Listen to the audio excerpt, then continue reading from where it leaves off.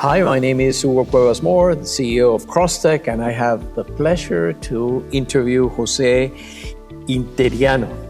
I'm pronouncing it right, huh? Yeah, don't worry. It's a hard name even for Spanish speakers to pronounce. And José is the Senior Vice President, Transfer Solutions, Commercial, and New Payment Flows at Mastercard. So, thank you for being at CrossTech. And let's start with the first question, which is, what do you do in Mastercard? All right, that's a great question. Mastercard is traditionally known for their cardholder to merchant payment business.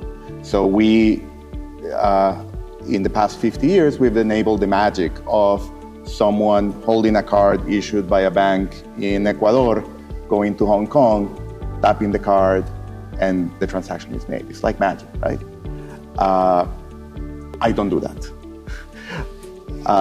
Mastercard also has another set of services that allow for money movement. All of those payments that are not cardholder to merchant, or that go either through card rails, but are not a purchase transaction, or go through account-to-account rails, or wallet rails, or other types of emerging rails, where we do transfers, and that is remittances, disbursements, B2B payments, and all of those flows that are relatively new to Mastercard, but are ripe for disruption in the marketplace. Great. So, if we look at the money transfer industry, and we can talk more traditional into remittances, more and more into business payments. But if we stick to the core of how this industry was born, which is remittances. So what is Mastercard bringing into the mix? Leveraging everything that you mentioned about the knowledge of payments into the traditional remittances and much more into the digital side of that. Absolutely. I think that the key word here is digitization. But the path to digitization. We don't believe, and I heard you in the panel today, of radical shifts necessarily. Some things change radically fast, but we believe in customer choice and optionality. So a transaction can start digital and in a physical point. A transaction can start physical and end in a digital endpoint. But what Mastercard brings to the table is an end-to-end view of, in the case of remittances, an end-to-end view of the money movement. So the money is earned in, let's say, the typical case is earned in the US. How do we transfer that money into a digital credential and a digital store of value? We power some of those solutions in the US. How do we fund the remittance payment in a digital way? We also power, Mastercard Move powers the funding of a lot of the remittances in the US. Then how do we transfer that money so that it arrives instantly to the country of destination? How do we digitize that form of payment to the beneficiary in a digital credential? And how do we give that consumer in the recipient country optionality on how to spend that money through digital channels as well, giving them more security, more speed, more transparency, and again, the optionality to spend the money as they choose, and the convenience of digital means of payment. Okay, so wearing my consulting hat here, which is really what I love to do in this industry, I see then Mastercard as a partner to companies, all sorts of companies, because they can be on the send side, they can be on the receiving side, then they, for certain regions or even sectors. So am I right in saying that it's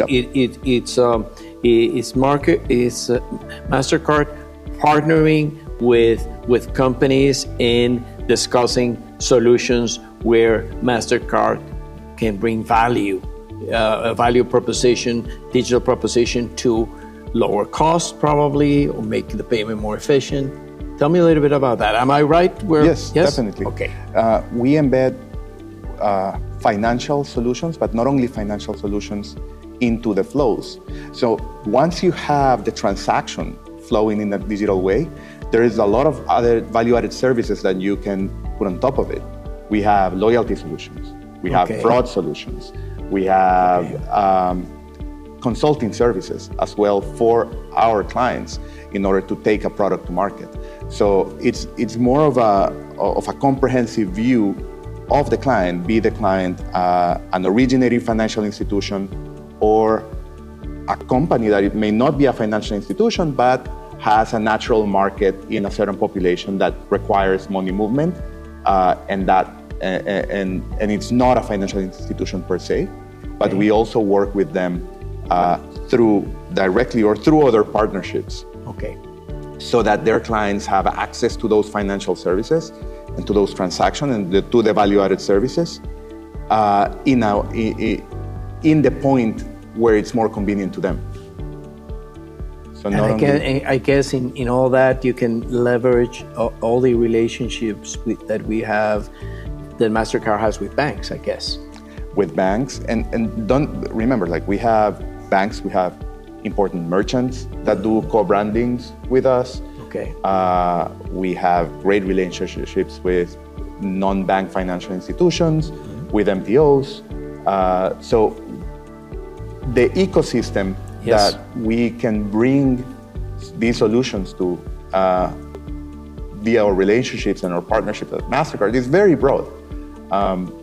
And we are working with very different players. We're even working with CPGs in Central America, because to create that ecosystem, if you're a CPG serving little neighborhood stores, how do you enable that digital ecosystem in that neighborhood store so when the remittance come, remittance can be used to pay digitally to the store owner, and that store owner uses that store of value to pay for the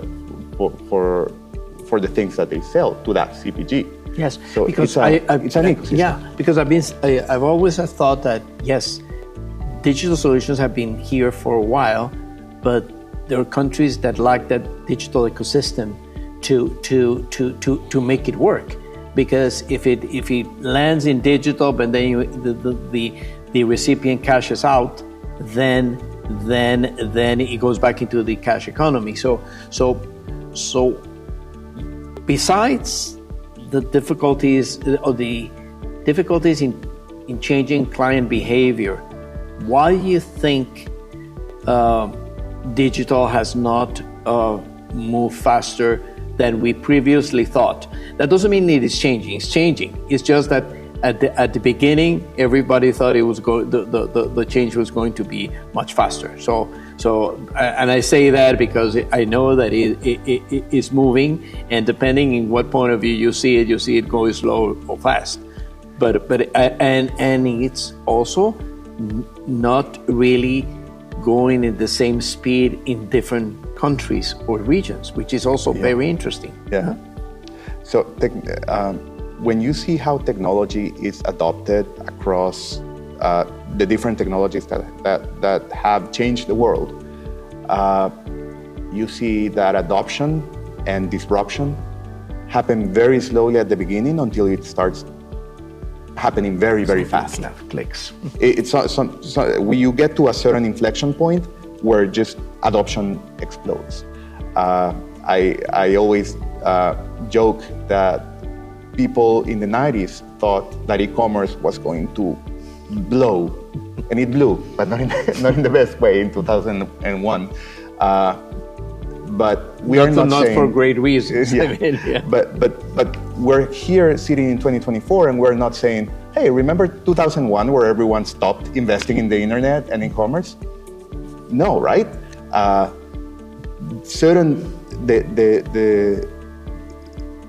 The speed at which the technology was actually adopted was slower than a lot of people expected at the time, But here we are in 2024, and I, as a consumer, I almost never walk into a store. My shopping experience is digital. It's mostly digital. People expected that to happen earlier, yes, but it did happen. So we believe that we are close to that inflection point in terms of digital adoption. When you see, going back to remittances, when you see where we were even in Mexico, Mexico is one of those markets that resists digitization in the endpoint.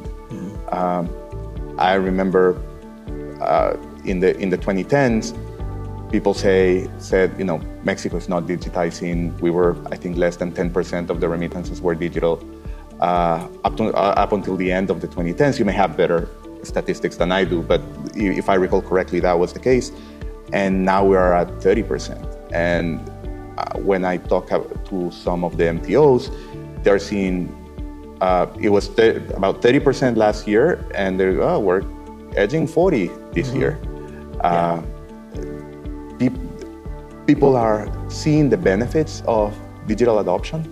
Also, the efforts that the industry, including Mastercard, have been doing on the ground for financial inclusion are bearing fruit. And it's interesting because, I began in the industry when the transactions from money orders to electronic fund transfer or EFTs, and the inflection points are there. The thing is that, of course, everything is going faster in a way. We just in our mind thinks when we say it has to be faster is because we are accustomed to things changing. Now, what innovations in payments, in cross-border payments, you foresee in the near future? With everything that we're talking, and with everything that is Mastercard doing, partnering with companies in this industry. I think that let me separate that in two parts. I think the innovations in remittances, in particular, the technology and the rails are already there to really change the way the whole remittance experience happens, and from send to spend happens in a digital way. We are on a wave of adoption. So I think adoption of the digital technologies, and I think Gen AI is going to allow for a lot of less techie people adopt the digital ways of sending and receiving money. So I think on the remittances side, that is, the technologies are there and we are on to adoption. I think the biggest space where we're going to see innovation in the next few years is in the B2B payments, particularly in the SME space. I was in Felaban last week. We met with more than 100 banks from all over LAC, and the prevalent theme when we asked them, what is your strategy? What is it that you're focusing on for the next few years? The vast majority of them said, we want to serve SMEs better.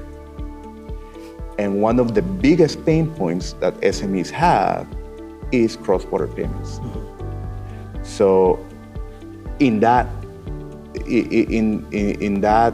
ecosystem, the way the ecosystem works and those circumstances, I think that is where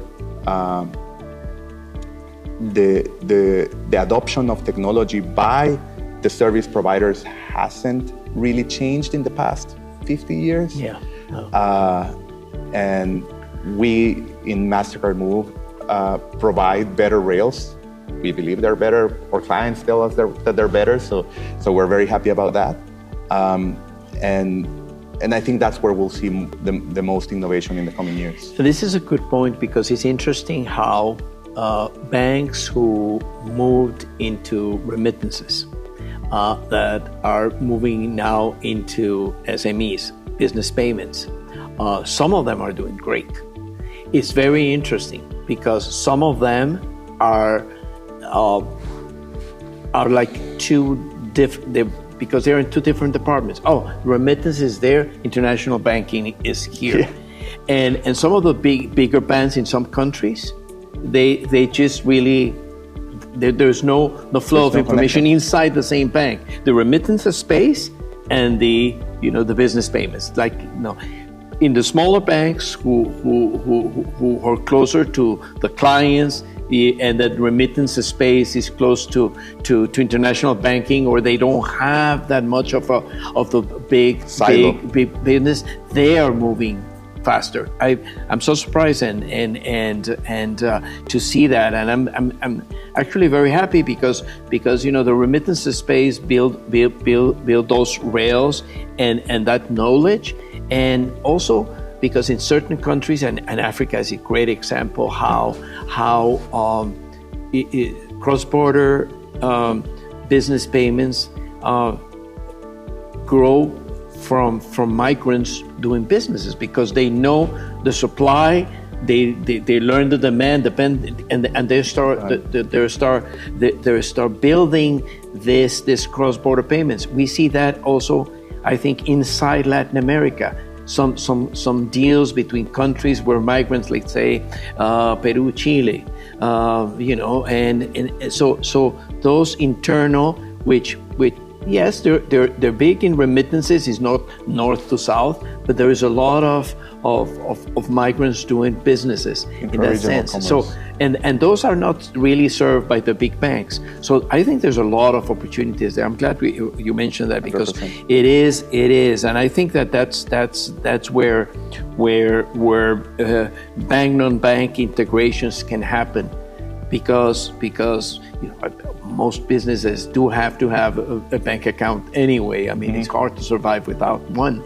But how to integrate, those rails, and I think Mastercard is in a great position to do that, because as an integrator, you have both sides. And we're a network company. We don't make money on float, so we don't take deposits from anyone. We don't make money on assets. We don't give credit to anyone. We are a technology company. We enable the rails. We are a network, and we are the technology that powers that network. So we are in a great position because clients can trust us. We are not going to be competing against them. No. We are the rail. We are the partner that enables them to serve their clients better. And I think that is a message that our clients are getting, are receiving very well. And personally, I feel called to change the world, and my team feels the same way. Good. And we are in a position, gladly, we're in a position where this company is aligned in those values, where we really want to help these people, these entrepreneurs, these employees have access to their money, be able to pay better, to do commerce better, and reduce all those friction points. And that is changing the world. Yeah. And we feel very happy about that. Well, great for you. Thank you very much. Thank you. Thank you. It was great. Thanks.